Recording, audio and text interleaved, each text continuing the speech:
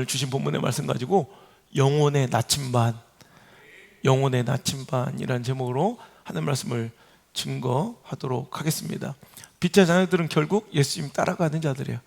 어떤 상황, 처지, 형편 속에서도 예수님을 따르기로 결단한 것이 아니라 정말로 예수님을 따라가는 자들.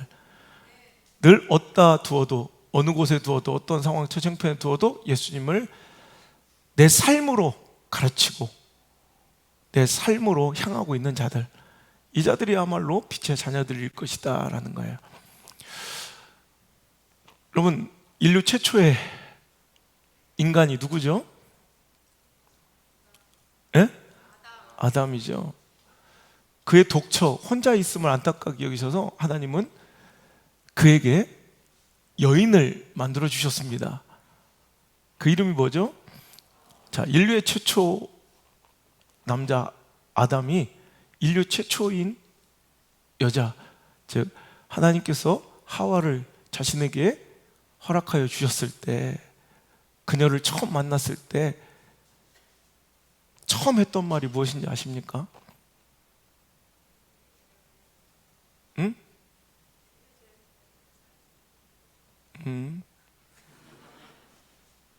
아담이 하와를 처음 만났을 때 How are you?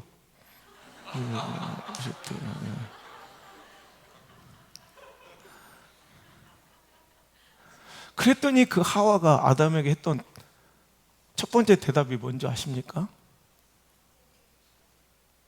How are you?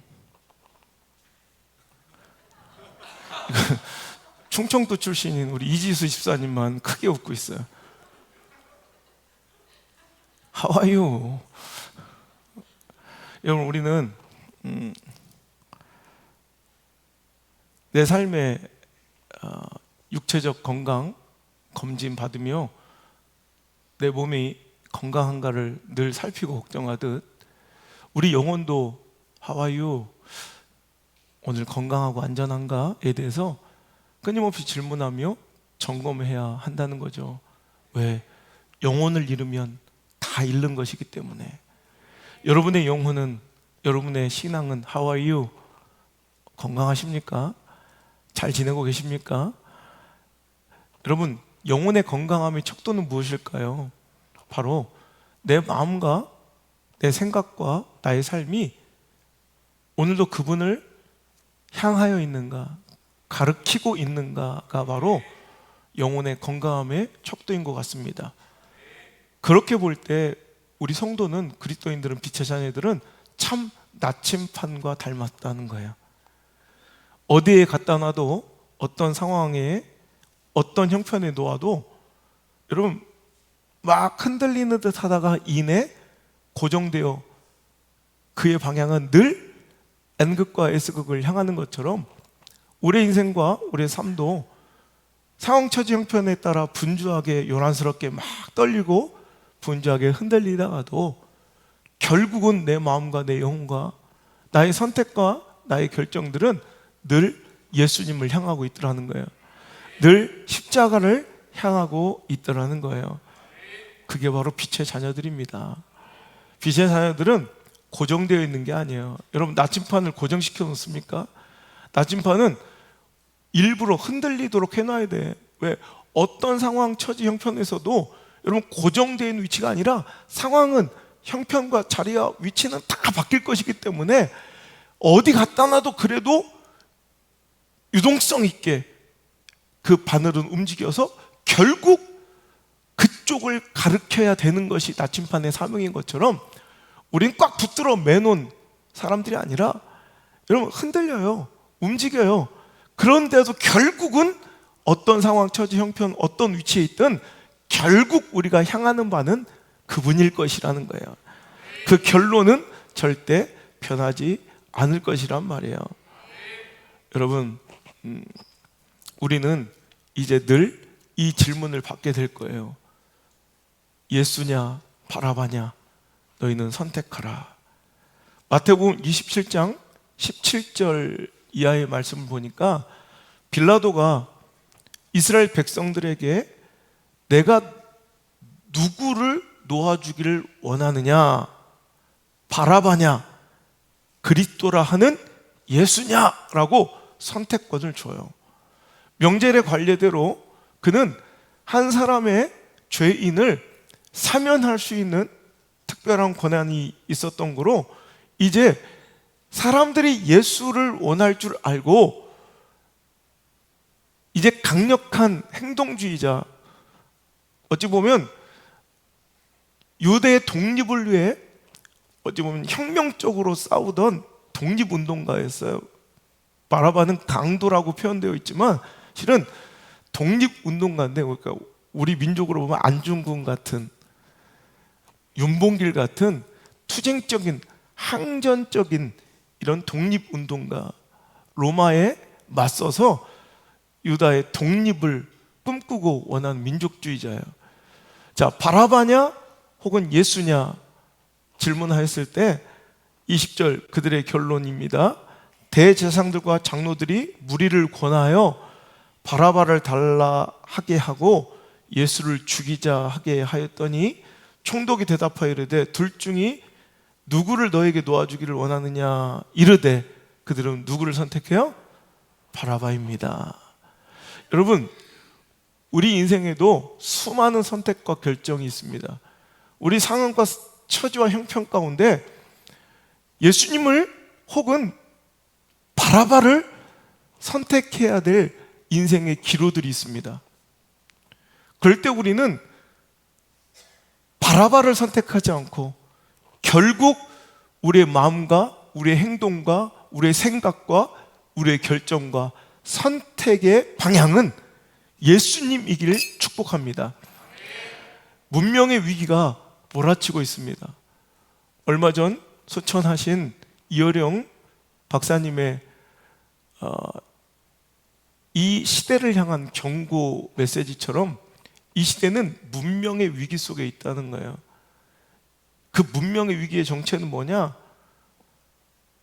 정치에 만능,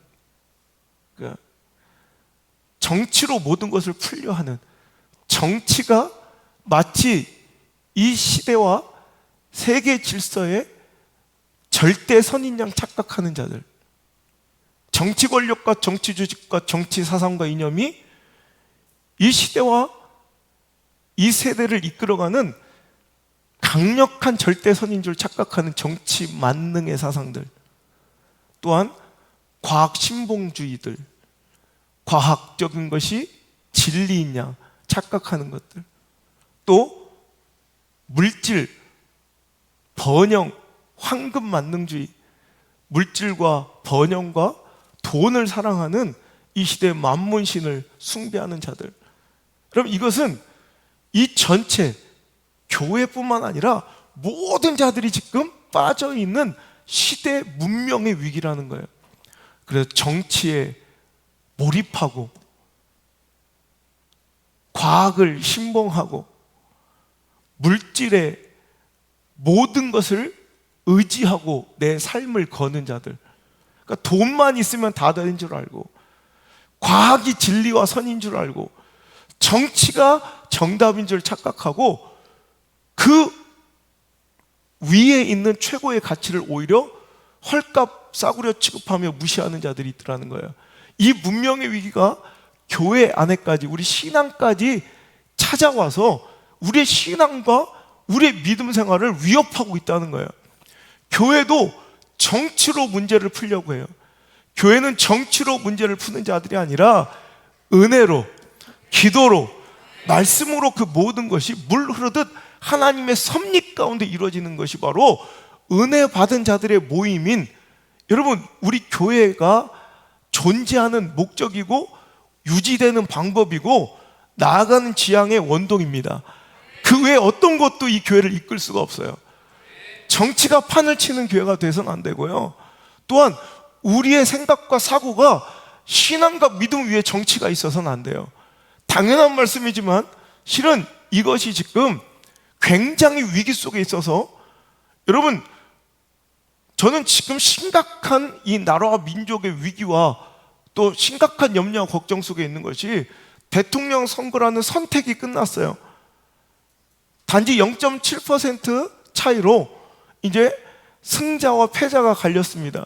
그 말인즉슨 반반이 완전히 다른 정치 질서와 제도와 또 정치 신념과 가치를 신봉하고 있다는 거예요. 좋아요. 뭐 정치 자기의 선호하는 사상, 뭐 정치 있어, 뭐 정당, 뭐 신념 있어도 좋아요.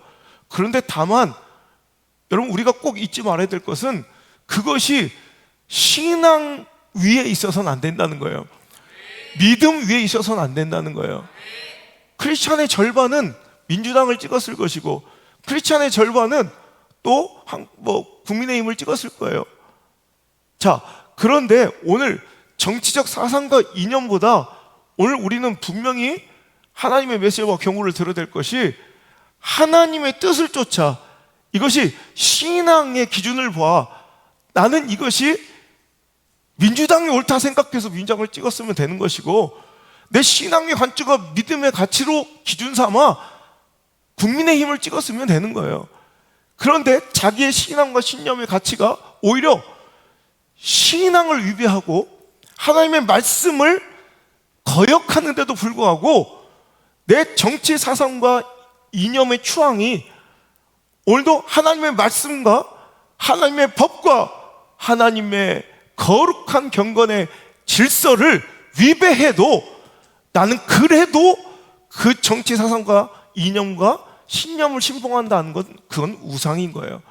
오늘 그들이 왜 예수를 십자가에 못 박아 달았는가 보면 대제사장들과 장로들이 모여서 무리들에게 정치했기 때문에 그래요. 대제사장과 장로들의 정치적 구조와 정치적 유불리에 따라 분명히 예수가 정답인 줄 알면서도 그들은 바라바를 선택하게 되는 거예요. 오늘도 우리 삶 속에서 예수를 선택하는 용기가 있길 바랍니다. 말씀을 선택하는 용기가 있길 바랍니다. 하나님의 뜻을 선택하는 결단이 있길 바랍니다. 그 외에 어떤 것도 두어서는 안 되는 거예요. 하나님은 최선이 아니라 우선을 우리에게 요구하시는 분이에요. 우선의 가치를 요구하시는 분이에요. 그래서 하나님께서 성경에 말씀하신 예수님은 너희들이 형제나 자매나 부모를 사랑하는 자는 하나님 나라에 합당하지 않다. 무슨 얘기예요? 예수님은 가족도 다 내팽겨버리고 다 가족 형제를 다 미워하고 부모도 미워해야 뭐 그게 천국 가는 길이고 그게 복음의 메시지의 근본이 아니라는 거예요. 거기서 말씀은 여러분 하나님께서 가족도 오늘도 미워하고 사랑하지 않아야 된다는 것은 진짜 미워하고 혐오하고 막 끝내고 살라는 것이 아니라 믿지 않는 자들하고 막 결별하고 결단하고 살라는 것이 아니라 우선순위를 빼앗겨서는 안 된다는 얘기예요. 하나님이 우선이어야 된다는 거예요. 예수님이 우선이어야 된다. 그리고서 전적으로 그들을 사랑하는 거예요.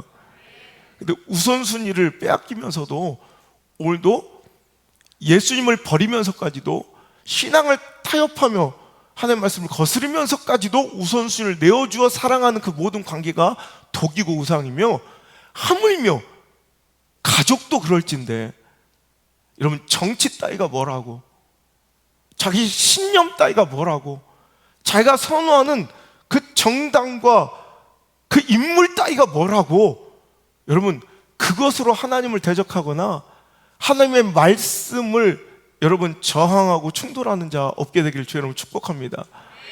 교회에서는요 지금 제가 만나는 수많은 사람들이 하나님의 말씀이고 뭐 목사고 주의 종의 권위고 뭐 성경에 어떻게 쓰였건 상관없어요.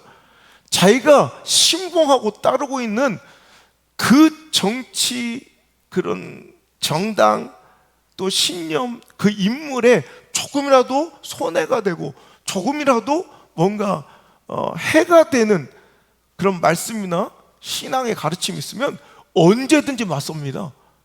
내가 물어봅니다. 당신은 하나님의 말씀과 하나님보다 정치가, 당신의 그 정치 지도자가 더 위입니까? 어떤 사람 단호하게 그렇게 얘기해요. 자기 그렇다고. 이건 신앙이 아니에요. 빛의 자녀들은 이런 문명의 위기가 아무리 교회 안에 들어와도 여러분 정치가 나를 지배하거나 정치가 우리 교회 공동체를 지배하거나 정치가 설교나 말씀을 지배할 수 없게 하는 거예요. 오직 예수님만 따라가는. 여러분 좋아요. 뭐 진보를 좋아하든 보수를 좋아하든 상관없는데 그것이 예수님을 선택하는 기로의 선택에서 걸림돌이 되거든 여러분 얼마든지 버릴 수 있는 여러분 선호의 정치가 되시길 바라고 여러분 정치 활동 되시길 바랍니다. 여러분 과학보다 말씀의 진리를 더욱 신뢰하고 있는가 점검해 보셔야 돼요. 어느 시대든 간에 여러분 당시에 유행하고 진리라 여겼던 지식, 철학의 한계 속에서 말씀은 늘 경시되어 왔어요. 하지만 시대가 지남으로써 그것이 얼마나 편협하고 잘못됐던 인간적 지식이었는지를 여러분 박살나면서 깨지면서 알게 되더라는 거예요. 이 시대는 과학이 신봉되고 있어요. 과학적이야 이게 진리야라고 생각되는 여겨지는 시대이지만 하나님의 절대 전능하심과 위대하심은 과학으로는 여러분 0.1%도 밝혀낼 수 없고 감히 함부로 접근할 수도 없는 광대하고 위대하신 분임을 여러분 믿어 의심치 않길 바랍니다. 과학이 진리가 아니라 하나님의 말씀이 진리임을 잊지 않길 바랍니다. 물질보다 주님을 더욱 의지하고 있는가? 주님은 마태복음 6장 21절에 네 보물이 있는 곳에 네 마음도 있다. 결국 내 보물이 쏟아지고 내 물질이 쓰여지고 오늘도 내 보화가 있는 곳에 내 마음이 있는 거예요. 오늘도 물질, 오늘도 그것이 우상이 되어 그 만몬 때문에 예수님을 주인으로 따르고 섬기지 아니하고 오늘도 물질의 노예가 되어 물질을 섬기고 따르는 여러분 실패한 어둠의 자녀 되지 않기를 주 여러분 축복합니다. 여러분 가장 빛의 자녀다운 이런 문명의 위기를 거절한 표본을 찾자면 세례 요한이에요. 세례 요한은 지금 요한복음 강해를 통해서 여러분 눈이 들으셨겠지만 당대 너무나도 유명한 능력 있고 권위 있고 영향력 있는 그런 이런 신앙의 종교 지도자였습니다. 엄청난 유명세를 떨치고 능력이 있으며 또 많은 사람 영향력을 끼칠 수 있는 그런 위대한 이런 지도자였죠. 근데 예수님이 이제 공생애를 시작하실 때 그 추종자들과 제자들에게서는 이제 뭔가 위기의식과 또 예수님을 향한 불만들이 터져나오기 시작하는 거예요. 요한복음 3장 26절에 그들이 요한에게 가서 이르되 라삐여 선생님과 함께 요단강 저편에 있던 이 곧 선생님이 증언하시던 이가 즉 예수님이죠. 세례를 베풀매 사람이 다 그에게로 가더이다. 뭐예요? 자기에게 몰려왔던 선생님에게 찾아왔던 요한 당신에게 쏟아졌던 그 관심과 수많은 영향력이 지금 다 어디로 쏠리고 있다? 어디로 다 빼앗기고 있다? 예수님께로 빼앗기고 있다. 이거 위기라고 심각한 문제라고 그들은 요한을 사랑하고 걱정하는 마음에 요한의 제자들이 요한에게 이야기하고 있을 때 요한의 대답을 들어보십시오. 27절 시작. 요한이 대답하여 이르되 만일 하늘에서 주신 바 아니면 사람이 아무것도 받을 수 없느니라. 내가 말한 바 나는 그리스도가 아니요 그의 앞에 보내심을 받은 자라고 한 것을 증언할 자는 너희니라. 오히려 너희들이 이것을 손해로 여기거나 우리 사역의 실패로 볼 것이 아니라 이것이 바로 우리의 사역의 정체이며 우리 사역의 본질이라는 걸 너희들이 가장 잘 알고 오히려 그분을 증거하고 이것이 맞다고 오히려 얘기해야 될 사람들이 너희들인데 왜 이것을 안타까워하면 실패처럼 여기느냐. 그러면서 그가 이렇게 이야기하죠. 29절 신부를 취하는 자는 신랑이나 즉 여기서 신부는 성도예요. 성도를 취하는 자는 신랑. 여기서 신랑은 누구예요? 예수님이에요. 신부, 성도를 당연히 신랑이 신부를 만나듯 예수님이 만나셔야지. 하지만 서서 신랑의 음성을 듣는 친구, 그 옆에 들러리를 또 축하를 하러 온 내 친구가 신랑이 신부를 만났는데 너무나 기뻐하고 축하해 주지 않느냐. 여기서 그 친구가 누구예요? 바로 요한이고 저와 여러분이에요. 예수님의 뜻이 이루어지고 예수님의 기쁨이 될 때 옆에 있는 친구들도 함께 기뻐하지 않느냐. 여러분 그 좋은 친구가 여러분 되시길 바랍니다.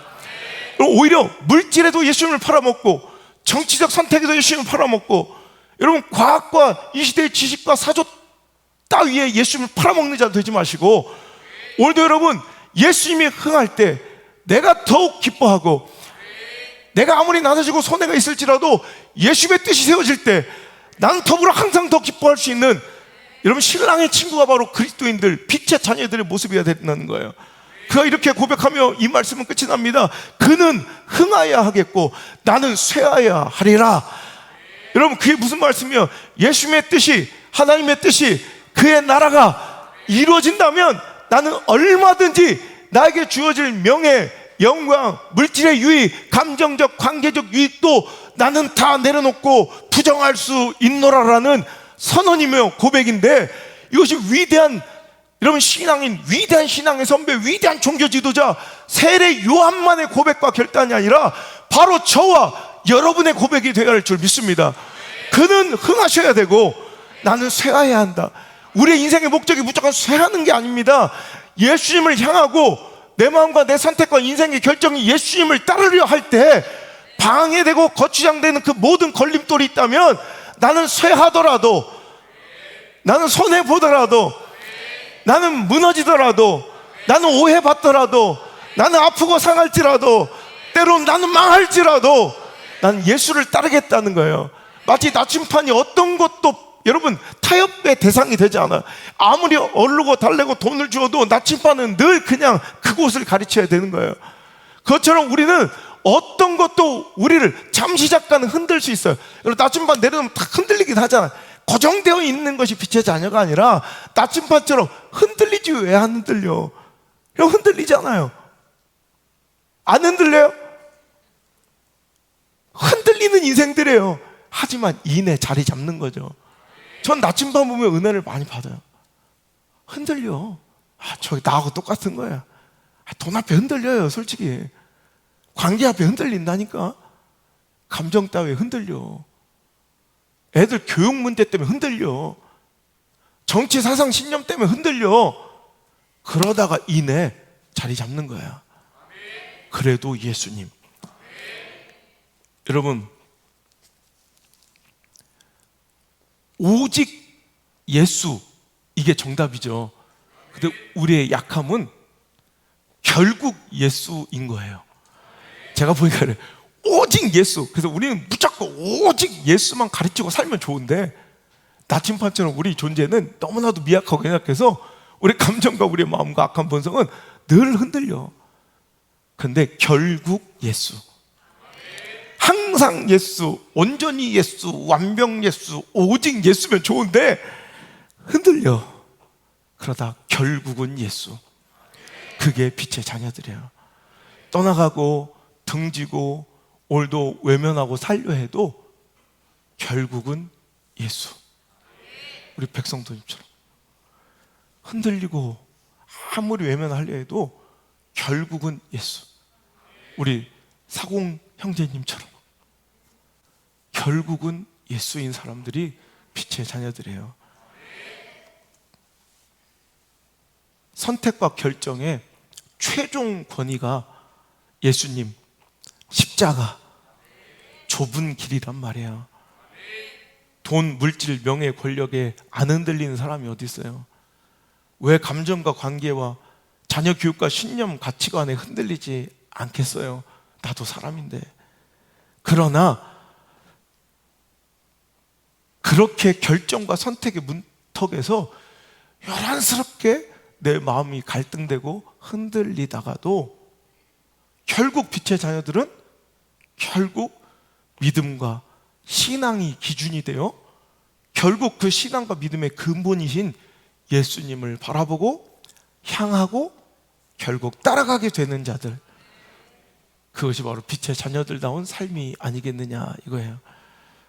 여러분, 마태복음 21장 28절에도 예수님은 하나님의 자녀, 빛된 자녀들의 삶이 이런 자들 것이다 라고 말씀해 주시고 계신데, 마태복음 21장 28절 한번 읽어볼게요. 31절까지 읽겠습니다. 시작. 그러나 너희 생각에는 어떠하냐? 예, 오늘 포도원에 가서 일하라 하니 대답하여 이르되 아버지여 가겠나이다 하더니 가지 아니하고 둘째 아들에게 가서 또 그와 같이 말하니 대답하여 이르되 실소이다 하였다가 그 후에 뉘우치고 갔으니 그 둘 중에 누가 아버지의 뜻대로 하였느뇨? 이르되 둘째 아들이니이다. 예수께서 그들에게 이르시되 내가 진실로 너에게 이르노니 세리들과 창녀들이 너희보다 먼저 하나님 나라에 들어가리라. 여러분, 아무리 거룩하고 경건한 척하며 살아도 결국은 그 삶의 방향과 결정과 선택이 하나님이 아닌 사람들이 있어요. 결국은 아무리 붙잡아 놓고 그 삶의 방향과 사고와 생각과 그의 인생의 가치관과 그의 물질의 방향을 아무리 예수님께 십자가로 고정해 놔도 결국은 또 그 반대반, 결국은 십자가 아닌 곳으로, 결국은 예수님 아닌 곳으로 향하는 자들이 있는 반면, 세리와 창기, 정말 천하고 더러운 죄인 같은 우리들은 흔들리고 넘어지고 자빠지고 고민하고 갈등하고 방황하고 외면하고 떠나갔다가도 다시금 어떻게든 다시 주님을 향하고 십자가를 향해 또 따라가고 있는 우리들의 모습을 봐요. 어찌 보면 삶의 대부분의 모습이 거룩해 보여 그 사람들이 더 경건하고 빛의 자녀들처럼 보이지만 결국 그 선택의 결정을 보면 알아요. 구질구질하고 천하고 누가 봐도 죄인처럼 보이는 그들이 오히려 갈등도 많고, 사람들은 죄인이라고 부르고 더럽다고 추하다고 경건하지 않다고 거룩하지 못하다고 여러분 여길지라도, 그런데 그들의 결국은 흔들리다가도 그 끝은 반드시 주님을 찾는 자들, 결국 그 선택은 하나님인 자들. 세상의 판단과 결정은, 사람들의 평가는 무엇일지라도 중요하지 않아요. 우린 빛의 자녀들처럼 나침판처럼 우리의 영혼은 결국 어떤 방황과 갈등과 흔들림 속에서도 다시 예수님을 향하는 그 거룩한 방향 전환이 오늘 이 시간 이루어지기를 주의 이름으로 축복합니다. 완벽하고 온전한 삶을 요구하시는 것이 아니에요. 갈등하고 흔들려도 다시 하나님 아버지의 말씀과 뜻대로 향하여 순종하고 있는 자들입니까? 그렇다면 당신은 빛의 자녀입니다. 베드로의 신앙을 보세요. 얼마나 넘어지는 것, 실패하는 것, 실수하는 것으로 따지면 아주 전문가고 프로예요. 그죠? 프로 실패로, 프로 넘어지기. 그죠? 아주 넘어지고 실패하고 방황하는 데 1등이에요. 하지만 그의 인생을 보세요. 여러분, 그는 예수님을 배반하고 떠나가고 갈등하고 흔들리는 것처럼 보이고 영 소망 없는 자처럼 보여요. 하지만 결국 그의 인생은 다시 주님 품에 거룩하게 안겨 마치 주님을 처음 만났던 그 모습,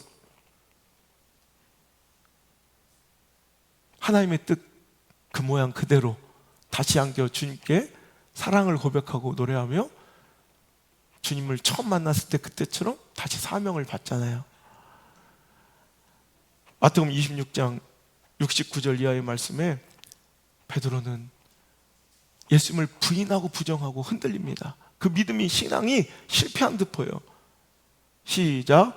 베드로가 바깥들에 앉았더니 한 여종이 나와 이르되 너도 갈릴리 사람 예수와 함께 있었도다 하거늘 베드로가 모든 사람 앞에서 부인하여 이르되 나는 네가 무슨 말을 하는지 알지 못하겠노라 하며 앞문까지 나아가니 다른 여종이 그를 보고 거기 있는 사람들에게 말하되 이 사람은 나사렛 예수와 함께 있었도다 하며 베드로가 맹세하고 또 부인하여 이르되 나는 그 사람을 알지 못하노라 하더라.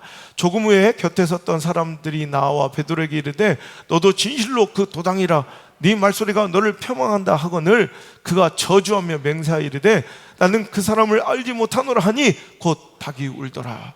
닭 울기 전에 그는 예수님을 부인하고 부정하고 저주하고 맹세하며 여러분 흔들리는 갈대 마냥 하염없이 그 믿음과 신앙과 선택과 결정이 막 흔들려 됐어요. 이제 소망 없어 보이고 누가 봐도 이것은 버려진 어둠의 자식처럼 죽음과 사망의 자녀처럼 보이잖아요. 그런데 그의 결론은 어떻습니까? 요한복음 21장 15절입니다. 시작. 그들이 조반 먹은 후에 예수께서 시몬 베드로에게 이르시되 요한의 아들 시몬아 내가 이 사람들보다 나를 더 사랑하느냐 하시니 이르되 주님 그러하나이다.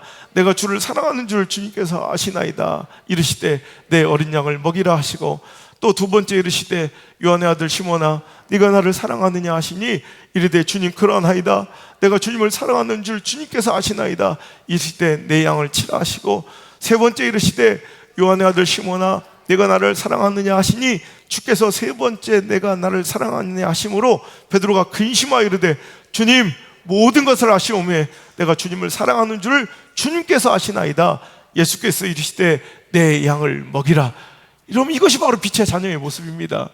흔들리고 방황하고 실패하고 배신하고 떠나가고 주님을 부정하고 외면한 듯 하지만 결국 그는 다시 주님 품에 안겨 그 사랑을 노래하고 고백하며 다시 누가복음 5장에 예수님께서 그를 처음 맞아 너 이제 고기 잡는 어부가 아니라 사람 낚는 어부로 복음을 전하는 사도로 살아가라는 그 명령을 다시 받아 그의 인생은 다시 주님의 양들을 영혼을 먹이는 사도로서 사역자로서 사명을 품고 살아가게 되더라는 거예요.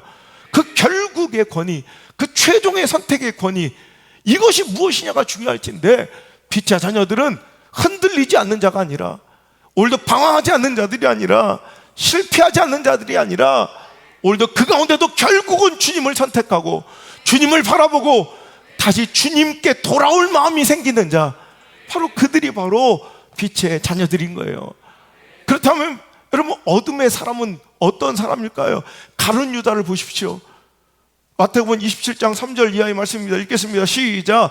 그때 예수를 판 유다가 그의 정죄됨을 보고 스스로 뉘우쳐 그 은 30을 대제사장들과 장로들에게 도로 갖다 주며 이르되 내가 무죄한 피를 팔고 죄를 범하였도다 하니 그들이 이르되 그것이 우리에게 무슨 상관이냐 내가 당하라 하거늘 유다가 은을 성소에 던져놓고 물러가서 스스로 목매어 죽으니라.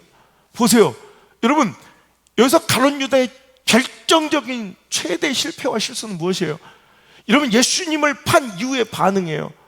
오늘 그는 꽤 뉘우치고 여러분 꽤 자기의 그 잘못에 대해서 자각하고 각성하는 듯 보이나 그의 향한 마음, 그의 모든 문제 해결, 그의 시선은 어디에 향해 있나 보세요. 한 번도 예수님을 향하지 않아요.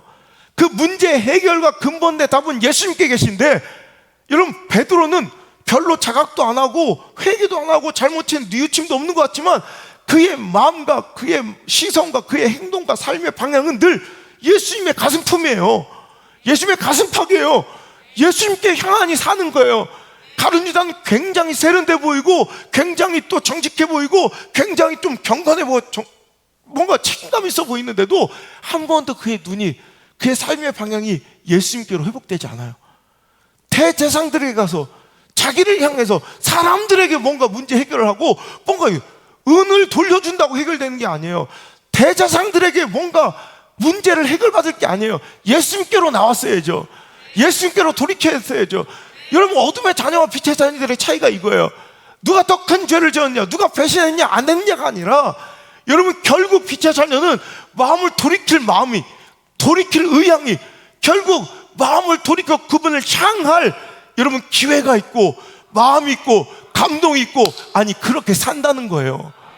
그런데 오늘 그는 결국 자책하며 은을 던지고 목매어 죽어요. 죽어가는 순간에도 끝까지 예수님을 향하지 못해요. 그 마음과 시선과 눈의 방향이, 그 마음의 방향이, 삶의 방향이 예수님께로 돌아왔다면 가룟 유다의 삶은 바뀌었을 거예요. 여러분, 이스라엘의 첫 번째 최초의 왕이고 하나님의 기대를 받고 세워졌던 여러분 사울 왕을 보세요. 그의 문제도 결정적인 그의 실패와 실수도 무엇이냐? 여러분, 잘못하고 실수하고 실패할 수 있어요. 불순종할 수 있다고. 그런데 우리와 다른 건 뭐냐면 불순종하고 범죄했을지라도 우리는 주님께 돌아오잖아요. 말씀 앞에 엎드리잖아요. 하나님과 십자가 앞에 엎드리잖아요. 그걸 바라보고 용서를 구하고 회복하고 회개하는 그 마음이 빛의 자녀들인데, 사울은 계속해서 뭐예요? 사람들을 의식하고, 가룟 유다가 똑같아요. 사람들 바라보고 그 시선과 마음이 자꾸 사람들, 백성들과 장로들 앞에 나를 세우시고 자꾸 선지자 사무엘을 설득하고 그에게 합리화시키려고 해요. 여러분, 목사 설득해서 뭐 할 거냐고요? 대제사장한테 가서 자기 죄를 고백하고 물으자고 한들 뭐 할 거냐고요? 우리의 모든 회복은 예수님께 돌아올 때 이루어지는 거예요. 예수님께로 향할 때 이루어지는 거예요. 근데 우리는 실수하고 있어요. 자꾸 사람 앞에, 법 앞에, 세상의 질서와 정치 앞에 뭔가를 해결해 보려고 이 시대의 교회들과 성도들은 자꾸 다른 방향을 가리키고 있어요. 우린 나침반이에요. 흔들리고 요란스럽게 떨려도 다시 주님 바라보는 자 돼야 되고, 결국은 십자가 바라보는 자들, 돼야 된다는 거예요. 왜 사람과 문제의 실패의 원인과 문제 해결의 방안은 거기에 있지 않아요. 대제사장에 있지 않냐고, 백성과 장로들에게 있지 않아요. 예수님께 돌아와야죠. 예수님 바라봐야죠. 제가 얼마 전에 우리 캐디 성도님들이 이제 막 늘어서 10명 가까이 됐어요. 그래서 우리 한번 제가 이제 셀라 정기 모임이나 이럴 때 제가 다쳐줄 수 있으면 좋지만 제 몸이 하나인 거로 동반자 3명밖에 같이 못 치니까 함께 못 친 그런 성도님들이 좀 서운해 하셔서 제가 지난주에 한번 밤에 시간을 좀 내서 같이 가서 이렇게 캐디 성도님들하고 이제 라운딩을 했어요. 그러다가 굉장히 이건 복음에 가까운 진리의 말씀을 제가 들었어요. 야, 저건 설교보다 더 강력한 메시지다. 저보다 더 못 치는 인간이 있으니 향미라고. 근데 치는데 우리 향미 자매가, 우리 향미 왔나? 우리 향미 왔어요? 못 왔어? 향미가 잘 맞을 때는 엄청 잘 쳐요. 근데 못 칠 때가 더 많아. 근데 뭔가를 드랍을 탁 쳐놓고 오비가 나고 잘못 치잖아요? 그럼 자꾸 습관적으로 뒤를 이렇게 봐. 아련하고 슬픈 눈으로. 그럴 때 언니들이 단호하게 얘기하더라고요. 향미, 공 치고 사람 보는 거 아니야. 구질구질하게 사람 쳐다보는 거 아니야. 저한테 하는 말 같기도 하고요. 문제의 원인은, 여러분, 물론 한 번만 더 치게 해주세요 라는 표정일 수도 있고, 부끄러워서 사람을 쳐다볼 수도 있어요. 전 초보자의 마음에 다 이해가 되는데, 근데 진짜 그게 진리더라고. 사람 본다고 그 샷이 절대 그 다음부터 좋아지지 않아요. 여러분, 결국은 힘 빼고 공 끝까지 보고 고개 들지 말고 채 던지면 돼. 근데 그 문제 근본적인 해결 앞에 서지 않고 자꾸 사람을 구질구질 바라볼 때, 향미, 공 치고 사람 보는 거 아니야. 그 말씀이 꼭 진리처럼. 이수열, 실수하고 사람 보는 거 아니야. 심수용, 죄 짓고 사람 보는 거 아니야. 백순혁, 잘못하고 사람 보는 거 아니야. 하나님 보십시오. 여러분, 굉장히 책임감 있어 보이고 굉장히 뭔가 내가 종교성 있어 보이고 거룩해 보여도 가론주자는 실패자야. 결국 실패자예요. 왜? 결국 그 시선과 마음은 예수님께로 향하지 못해요. 하지만 베드로는 구질구질해요. 진짜 그의 삶이 너덜너덜해요. 하지만 결국 그는 승리자이고 믿음의 행복한 성공자인 이유는 결국 그는 그럴 때마다 예수님 바라봐요. 예수님 가슴팍으로 이런 꼭 안겨서 사랑 고백해요. 이게 사는 길이고 그게 빛의 자녀들의 모습인 줄 믿습니다. 여러분, 우리 인생은 어떻습니까? 민수기 21장에 불평과 원망만 가득하던 참 몹쓸 인생들 아닙니까? 하나님 주신 은혜에 만나 바라보지 못하고 불평과 원망에 죄악된 입술로 살아가다가도, 그래서 불뱀의 그 죄악의 독이 온몸에 퍼져가 죽어가다가도, 소망 없어 보이다가도 결국 장대 높이 달린 노뱀, 즉 십자가 예수님 바라보며 다시 살아가는 자들. 여러분, 이게 빛의 자녀들의 모습이에요. 흔들리고 또 갈등하고 넘어지고 죄짓고 살아가다가도 다시 예수님 바라볼 줄 아는 자들. 여러분, 역대하 20장에 여호사밧 왕처럼 내 힘과 능력으로는 처리할 수 없는 온갖 문제와 어려움과 절망에 우겨쌈을 당했을지라도 다른 인생들처럼, 다른 사람들처럼 인생에 절망하고 낙심하고 포기하고 자살하는 것이 아니라 결국 저는 오직 주만 바라보나이다. 다시 하나님께 고개를 드는 자, 다시 예수님께 고개를 돌리는 자, 이런 자들이 바로 빛의 자녀들이고 그런 자들에게 소망이 있다는 거예요. 요한복음 4장 수가성 여인의 삶을 보십시오. 사람 바라보며 의식하며 그 문제와 슬픔의 답을 찾으려 할 때 그 여인은 늪처럼 빠져드는 더 헛헛함과 고뇌의 밤을 보내야 됐고요. 인생의 실패와 절망의 늪에 빠져 그 여인은 소망 없이 살다가 그 여인이 결국 그리스도 대신 예수님을 바라볼 때 그 삶의 모든 문제가 자유하여지고 여러분 해결되는 것을 우리가 볼 수가 있습니다. 우리 삶의 모든 문제는 방향이 틀렸기 때문에, 시선이 틀렸기 때문에 그래요. 왜 사람 쳐다봐요? 여러분 사람에게 답을 찾아요. 여러분 사람에게 모든 실패와 회복에 여러분 답을 찾으려 하니 수가성 여인처럼 5번이나 이혼을 하고 6번째 남자와 또 살아가면서도 여러분 인생의 답은커녕 더 인생은 슬픔과 절망에 나락에 빠져 있는 수가성 여인이 예수님 만날 때, 예수님 바라볼 때, 그가 그리스도임을 인정하고 바라볼 때 문제는 끝이 나고 불행은 끝이 나고 절망은 끝이 나고 자유함과 행복과 진정한 기쁨이 그녀에게 회복되더라는 거예요. 여러분 누구든지 나를 따라오려거든 자기를 부인하고 자기 십자가를 지고 나를 따라와야 할 것이다 라는 예수님의 말씀을 기억합니다. 우리가 삶의 갈등과 방황과 선택과 결정의 기로 속에서 흔들리다가 결국 예수님을 선택한다는 것은 자기를 부인해야 돼요.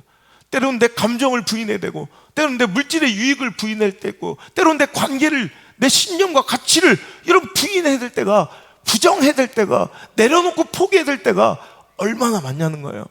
여러분 그리고 십자가의 손해를 수락하고 스스로 감수하는 것, 이것이 바로 예수님을 향하는 빛의 자녀들의 삶이에요. 그것이 손해처럼 보이고 여러분 그것이 실패처럼 보이나 실은 그것이 진정한 승리이며 그것이 진정한 회복의 단초이며 그것이 결국 다시 살아나는 유일한 통로인 줄 믿습니다.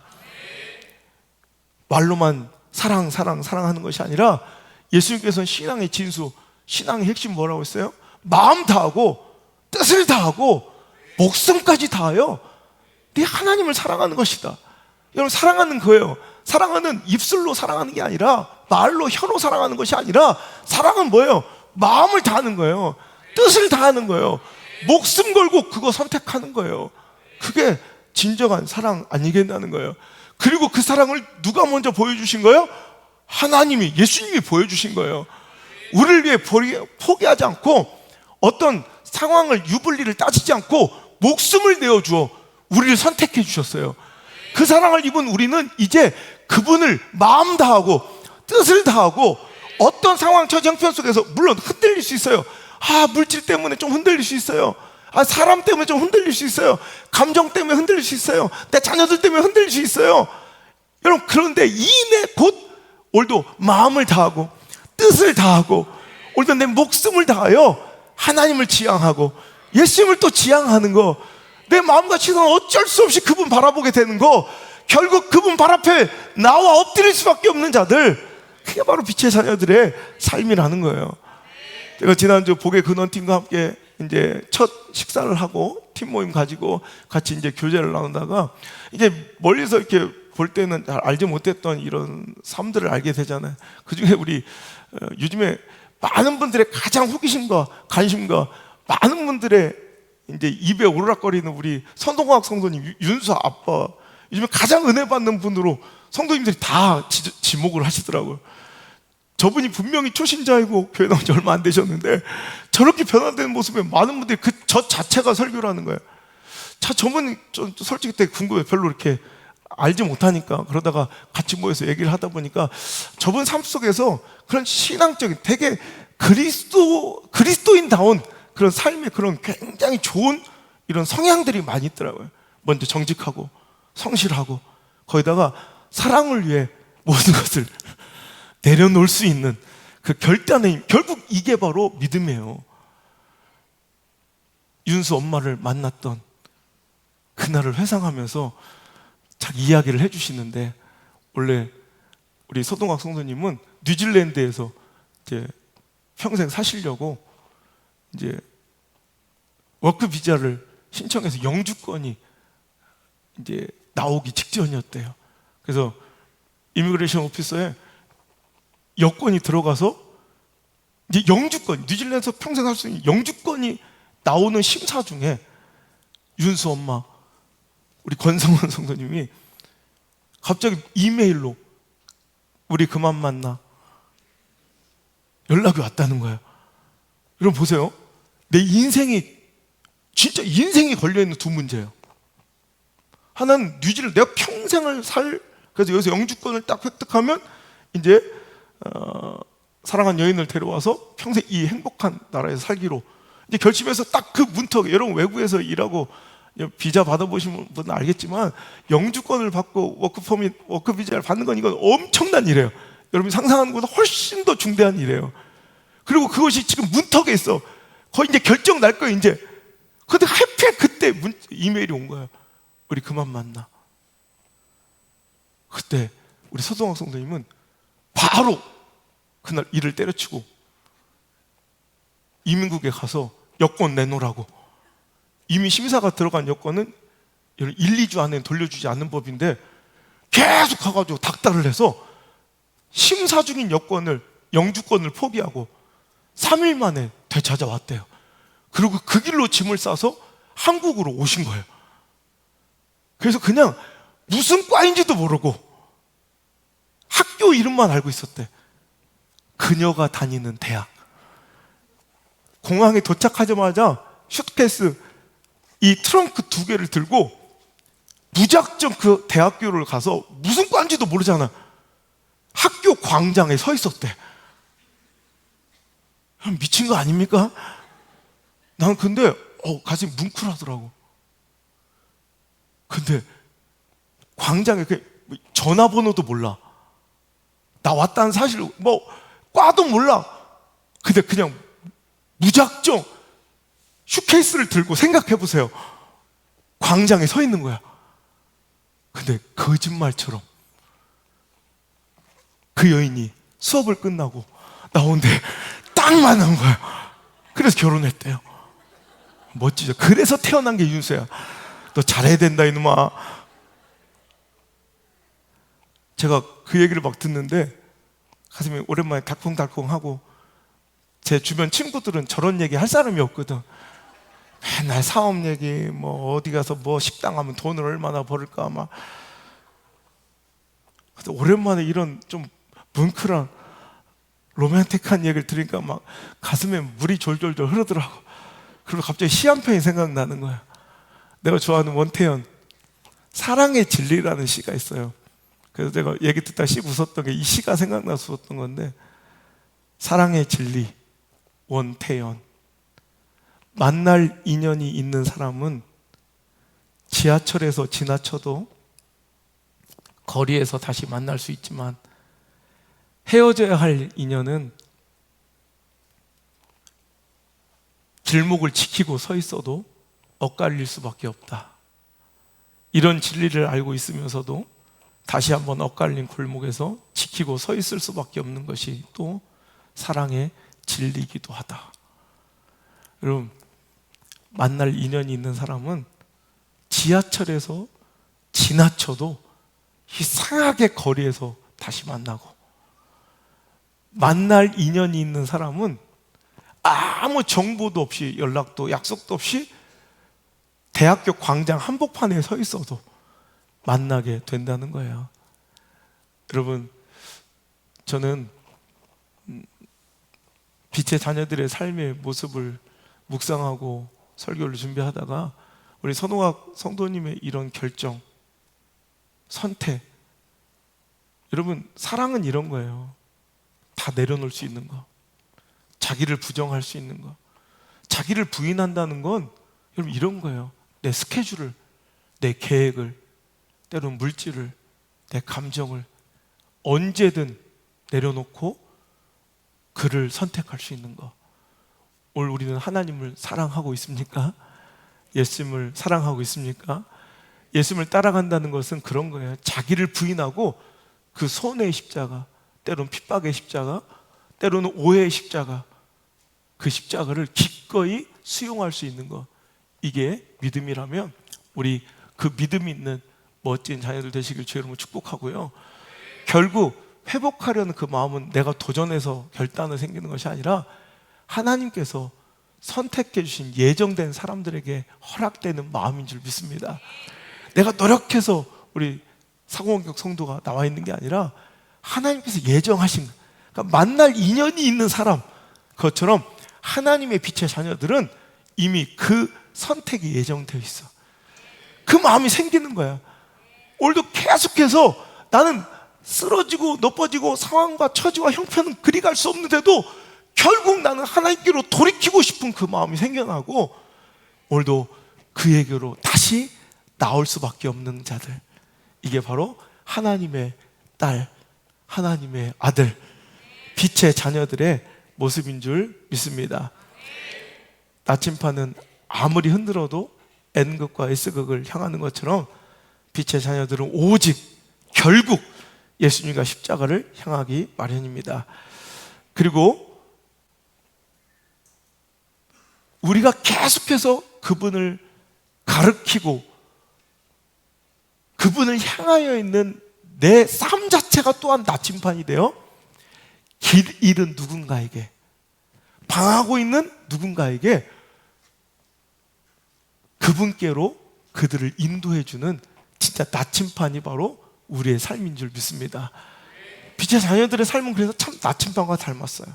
우리의 영혼이 십자가를 가르치고 예수님을 향하는 것도 닮았지만, 그렇게 주구장창 결국에는 예수님을 향하고 있는 우리들의 삶 때문에 또 예전의 나처럼 길 잃고 방황하는 자들이 나의 삶을 보고 예수님을 찾는 거예요. 다시 하나님을 찾는 거예요. 수가성 여인이 그렇잖아요. 결국 예수님을 향하는 그 모습, 그 여인은 이제 많은 동네 사람들에게로 가서 이제 내가 만난 그에게로 와 보라, 그의 인생의 삶이 예수님께로 향하여 오늘도 예수님을 알지 못하고 예수님을 만나지 못한 자들을 예수님께로 다시 찾아오도록, 예수님께로 그 발걸음을 돌이키도록 오늘도 나침판 같은 삶을 살아가더라는 거예요. 사도 바울이 그렇잖아요. 그의 인생은 실패자처럼 보이고 오히려 예수님을 반대하는 삶을 살았을지라도 그의 삶이 다시 결국은 예수님을, 만세전 하나님 세우신 계획과 예정처럼 예수님을 향하기 마련이고, 그로 인하여 수많은 민족과 수많은 나라와 수많은 영혼들이 예수님께로 돌아오잖아요. 베드로가 그렇잖아요. 결국 자신도 예수님을 바라보고 향할 뿐만 아니라 결국 그의 삶을 통하여 수많은 방황하는 길 잃은 자들이 예수님을 결국 만나게 되는, 여러분 나침반 같은 인생, 저와 여러분의 삶이 되어야 할 줄 믿습니다. 우리가 그 은혜를 입은 자들이에요. 하나님이 선택하신 자들, 결국 만날 인연이 있기에, 결국 내 자식이기에 오늘 이 자리로 여러분을 인증해 주신 거예요. 결국 오늘 아무리 방황하고 내가 외면하고 짐을 떠나 살려 해도 결국 끌어다 이 자리에 앉혀놓는 하나님의 선택으로 인하여 여러분 아무리 지나쳐가도, 아무리 외면해보려 해도 다시 주님 발 앞에 엎드려 그 은혜의 옷자락을 붙잡게 만드는 그 아름다운 하나님의 계획과 예정과 선택처럼 저 여러분은 그 은혜를 입은 자들이에요. 여러분 빛의 자녀들은 그래서 가끔 흔들리고 딴 생각할 수 있지만 이내 다시 그 마음과 시선을 당신께 돌릴 수밖에 없는 사람들, 그 은혜 때문에 다시 그분을 기억해낼 수밖에 없는 사람들, 그리고 그 선택이 바로 믿음이며 그 믿음으로 승리하는 사람들이 바로 빛의 자녀들이 아니겠습니까? 흔들리고 부딪히고 정말 갈등하고 잠시 잠깐은 여러분 넘어지고 시험 들 수 있어요. 괜찮아요. 그게 우리 인간의 정직한 모습이에요. 베드로전서 1장 6절에도 그러므로 너희가 이제 여러 가지 시험으로 말미암아 잠깐 근심하게 되지 않을 수 없으나, 우리 연약함을 인정하는 거예요. 잠깐 동안 흔들릴 수 있어요. 잠깐 동안 근심할 수 있어요. 잠깐은 주님 외면하고 살고 싶을 때 있어요. 하지만 빛의 자녀들은 돌아오는 거예요. 결국 하나님께로 돌아오는 거예요. 예수님 선택하게 되는 거예요. 여러분 상황이 좋아서 믿음을 지키고 나보다 형편이 나아서 거룩하게 사는 것 절대 아닙니다. 다들 그렇게 흔들리고 갈등하며 서럽게 나부끼고 흔들리고 부대끼지만, 상황과 형편 속에 우겨싸움을 당하고 있지만 그래도 우린 빛의 자녀들이기 때문에 결국 오뚜기처럼 다시 일어나고 결국 나침판처럼 그분을 향하는 게 아니겠습니까? 어떤 사람이요, 운전을 하다 고속도로에서 더 이상 참을 수 없을 만큼 배가 아파서, 여러분 그런 경험 있으시죠? 이제 막 한계에 도달한 거예요. 그래서 그는 미친 듯이 스티커를 속도 위반을 하면서도 가장 가까이 있는 이제 휴게소로 미친 듯이 달려와서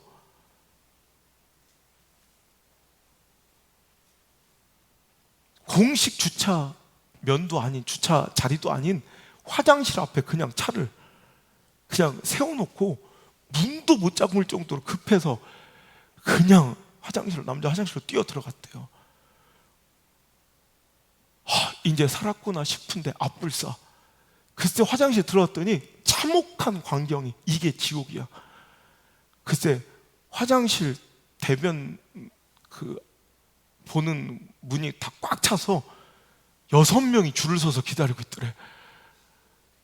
그는 막 얼굴이 노해지고 세상이 하얘지고 도저히 참을 수 없어서 그는 체면이고 무엇이고 할 것 없이 나 죽겠어요.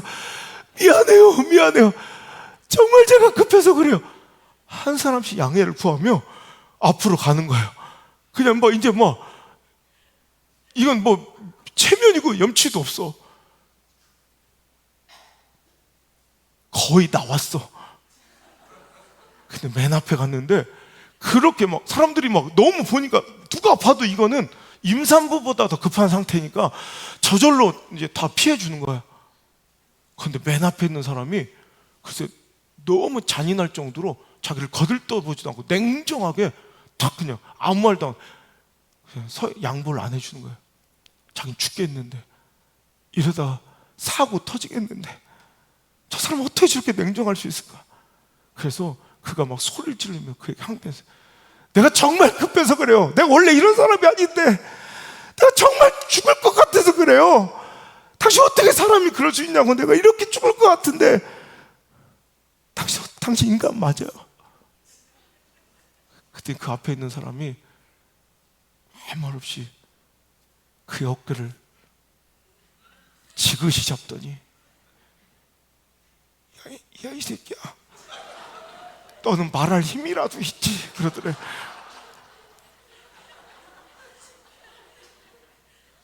그 사람도 더 죽을 것 같은 거야.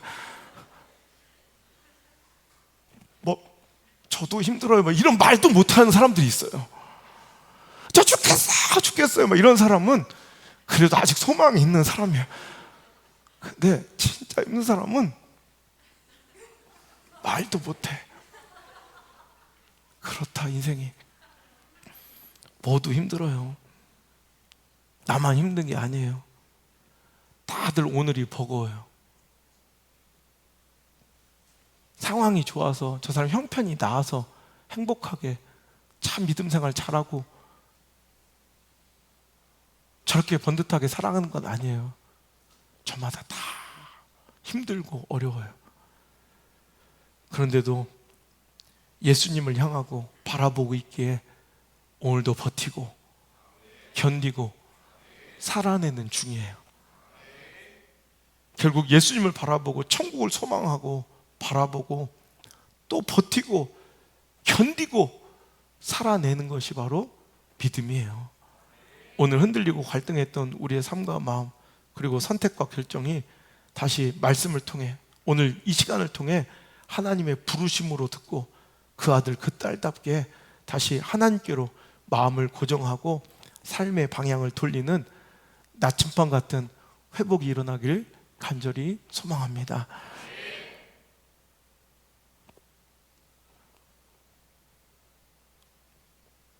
하나님이 여러분을 이미 예정하신 거예요. 우린 절대로 하나님을 벗어날 수 없어. 오늘 흔들리고 있었죠? 또 갈등하고 있었죠? 요란하게 떨고 있었죠? 오늘 이 말씀이 얘야, 너는 내 아들이란다, 너는 내 딸이란다 하시며 당신을 간절히 부르시는, 빛의 자녀를 찾으시는 하나님의 음성으로 이 말씀이 좀 따뜻하게 들리시고 다시 흔들리고 요란하게 떨렸던 우리 삶이 다시 주님께로, 다시 십자가로 확정되고 고정되는 멋진 회복의 시간, 오늘 이 시간 되길 주의 이름으로 축복합니다. 찬양합시다. 아버지 하나님, 오늘 내 영혼의 나침판을 점검합니다. 요란스럽게 떨리고 상황과 처지 형편에 흔들렸지만 이내 결국 주님을 향하여, 그 십자가를 향하여 내 영혼이 고정될 줄 믿습니다. 오늘 그리 될 줄 믿습니다. 아니, 이미 그렇게 되었습니다.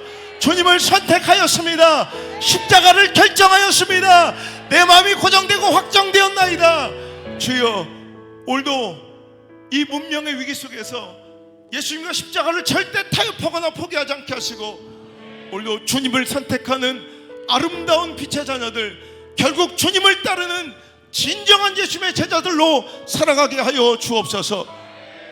이제는 너희들 진짜 나를 따라오려거든, 너희들이 진정 나의 제자거든, 자기를 부인하고 네 십자가를 지고 나를 따라와야 하느니라.